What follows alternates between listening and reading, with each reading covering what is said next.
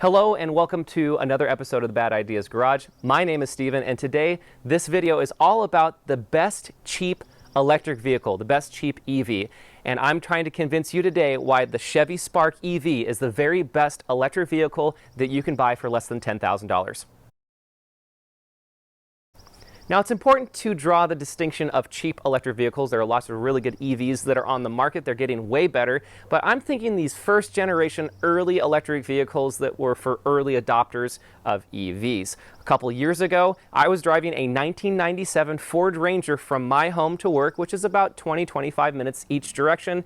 And the Ranger really wasn't doing it for me. It was the four-cylinder, it was the manual transmission, which was fun at times, but no traction, no go. And I was looking for a car that was different than anything I'd ever owned before and something that was on the cheap that I could commute in. And so that's when I started looking into EVs. I was looking into cars like the Fiat 500 electric, the 500e, Ford Focus EV, there was a Honda Fit EV, the Nissan Leaf, and this Chevy Spark.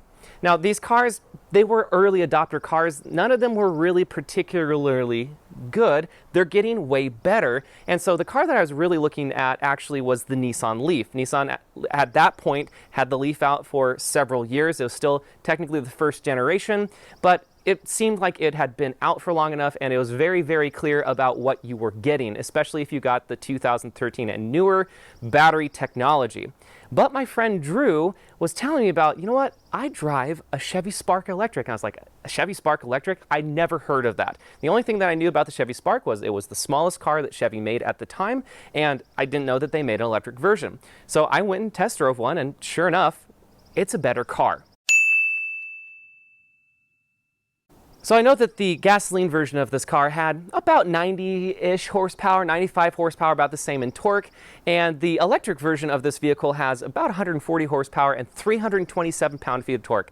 That's why this car is so fun to drive. And I'll take you for a spin a little bit later. And yes, the tires do spin. This car is really unique that it has both the regular charging port for, this is level 1 and level 2 charging, but below you have level 3 charging. So this is called DC fast charge.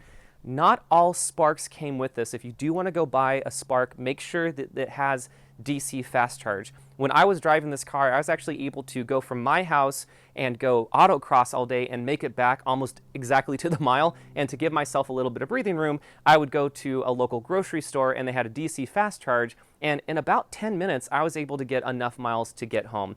What that practically looked like was I could charge this battery, which realistically, the realistic range was about 60 miles on this battery. I could get about 40-45 miles in about 10 minutes, which was not bad.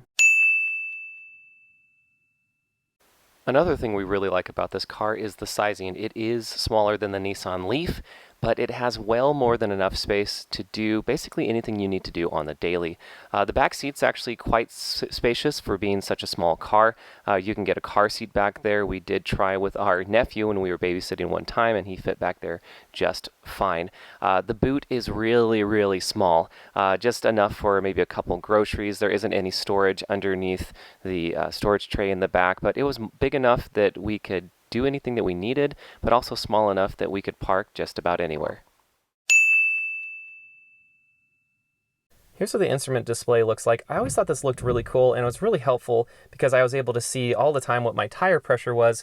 Over here on the left-hand side, there was a select menu where you could go and look at different things, like what is your average usage, and what is your average economy, things like that. And there are all sorts of things that could be here. They did have a rudimentary navigation system that you could get through OnStar. I never had that. The current owner also does not have it, but there could be an active route that you could order through OnStar and have it sent to your car. Another screen that I could go into to learn more about how well my car was working was this electric info screen, which was really cool because as I was driving, it would show me things like, well, where's the power going, a more detailed graph of how much power I have, things like that. It had different charging options, what kind of charger you're using. From a multimedia point of view, this stereo is actually really not that good. The speakers in this car are not very loud. And they start to distort when you get it when you get it up towards the top. This car also makes a lot of road noise when you're driving it as well, over about 45 miles an hour. But this is all an integrated unit, so I never wanted to really mess with any of that. For the climate settings, this is where you can look at things like, do you want to have your heater on? So if you turn this on, there is an automatic mode, which is pretty cool. It makes quite a bit of noise, but you can see that it's using quite a bit of power. If you wanted to do things like you wanted to have maybe some fan going, but you didn't want to run the actual heater, you could use this button and that would turn off the actual heater element. And same thing on the air conditioning side. If you had this all the way down on the air conditioning side, you turn that back on, you can see that there's a difference when I turn that on and off. But I'm going to put this back on because I'm actually quite cold. Other things up here to note is that this seat, this is fake leather. This actually holds up very, very good. It's very, very easy to clean. There's a glove box over there. Coming over here on the steering wheel, there was this voice and navigation button. This actually connects with Siri, which is pretty cool. Really basic things like cruise control. I never really used the cruise control too much in this car, but it does have things like power door locks, power mirrors, and all of that in this car, of course, works. This car has a low mode, which turns on the regenerative brakes pretty aggressively. You can almost get away with one-footed driving in this car when that's on, and that's normally what I put it on.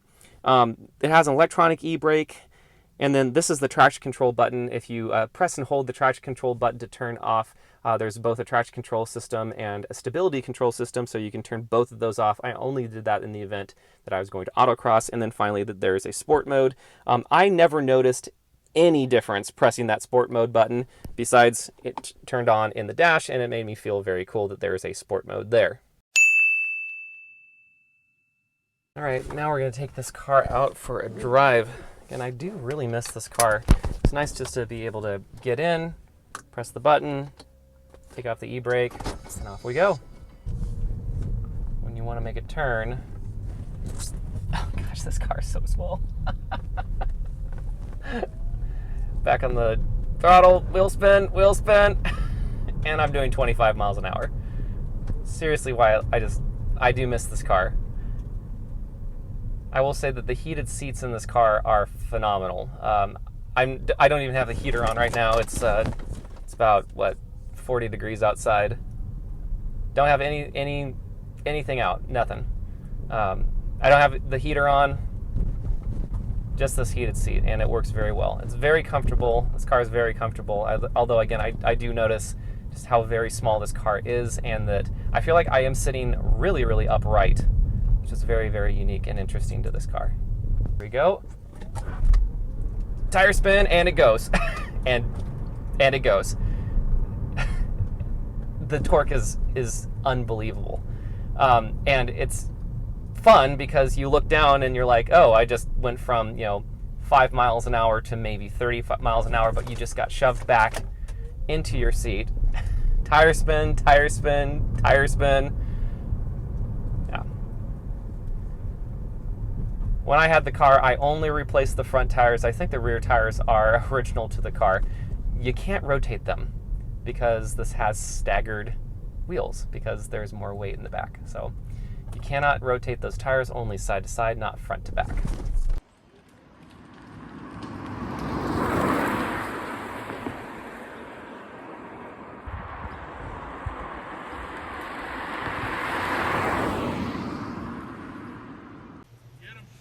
Ready? Yeah.